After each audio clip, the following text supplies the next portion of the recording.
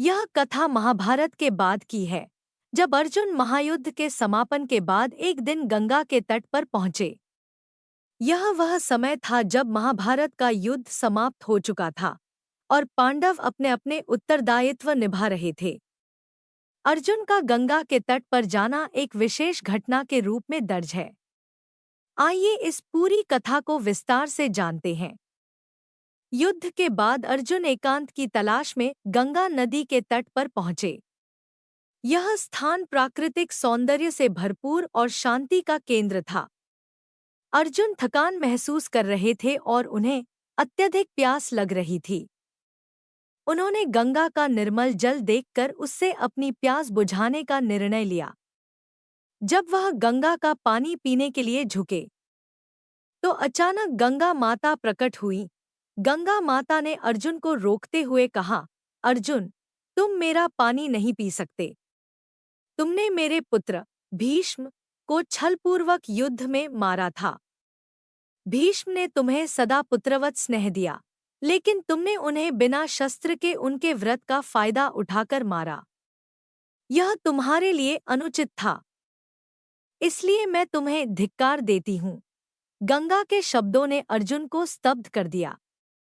अर्जुन ने उनके क्रोध को शांत करने की कोशिश की और अपनी सफाई देते हुए कहा, माते, मैंने युद्ध में कोई छल नहीं किया। भीष्म पितामह ने स्वयं कहा था कि उन्हें केवल मैं ही पराजित कर सकता हूँ।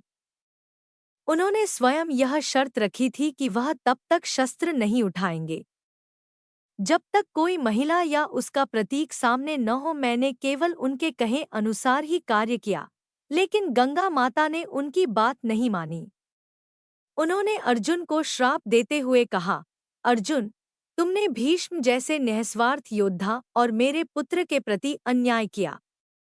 इसलिए मैं तुम्हें श्राप देती हूँ कि तुम्हारी मृत्यु तुम्हारे ही पुत्र के हाथों होगी।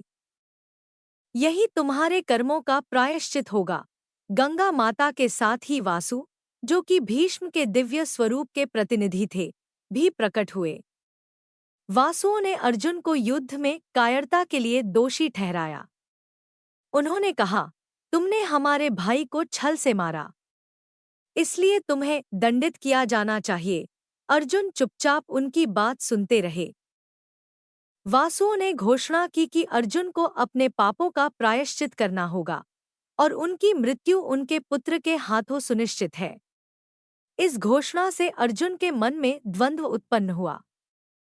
वह सोचने लगे कि क्या वाकई उन्होंने धर्म का उल्लंघन किया है। इस समय अर्जुन की पत्नी उलूपी, जो नागकन्या थी, प्रकट हुई। उलूपी को अपनी पति पर गर्व था और वह उन्हें किसी भी तरह के श्राप या दंड से बचाना चाहती थी। उन्होंने गंगा और वासुओं से विनती की कि अर्जुन को क्षमा कर दिया जाए, लेकिन गंगा और वासु अपने निर्णय पर अडिग रहे। उलूपी ने तब एक योजना बनाई। उन्होंने अर्जुन के पुत्र बभ्रुवाहन को अर्जुन के विरुद्ध युद्ध करने के लिए उकसाया। बभ्रुवाहन अर्जुन और चित्रांगदा के पुत्र थे, जो मणिपुर के राजा थे। उलूपी ने बभ्रुवाहन से कहा, तुम्हारे पिता ने धर्म का उल्लंघन किया है। यह तुम्हारा कर्तव्य है कि तुम उनसे युद्ध करो। उलूपी की प्रेरणा पर बभ्रुवाहन ने अर्जुन को युद्ध के लिए ललकारा। अर्जुन ने पहले इस चुनौती को स्वीकार करने से इनकार कर दिया, लेकिन जब बभ्रुवाहन ने इसे अपना कर्तव्य बताया, तो अर्जुन युद्ध करने के लिए सहमत हो गए। युद्ध का मैदान सजाया गया और पिता पुत्र के बीच भयंकर युद्ध हुआ। बभ्रुवाहन ने अपनी वीरता और कौशल का प्रदर्शन करते हुए अर्जुन को पराजित किया। युद्ध के दौरान बभ्रुवाहन ने अर्जुन को बाणों से घायल कर दिया और अर्जुन युद्धभूमि में गिर पड़े। ऐसा प्रतीत हुआ कि अर्जुन का अंत हो गया है। अर्जुन के गिरने के बाद बभ्रुवाहन को गहरा दुख हुआ। वह अपने पिता के मृत्यु का कारण बनना नहीं चाहते थे, लेकिन इसी समय उलूपी ने हस्तक्षेप किया। उन्होंने नागलोक से दिव्य संजीवनी मणि लाकर अर्जुन को पुनर्जीवित किया। जब अर्जुन जीवित हुए, तो गंगा माता और वासु प्रकट हुए। उन्होंने कहा, अर्जुन, तुम्हारे पुत्र ने तुम्हें पराजित कर तुम्हारे पाप का प्रायश्चित कर दिया है। अब तुम्हारा श्राप समाप्त हो चुका है। इस कथा में अर्जुन के जीवन के एक अन्य आयाम को उजागर किया गया है। महाभारत के युद्ध के बाद अर्जुन को अपने किए कर्मों के फल का सामना करना पड़ा।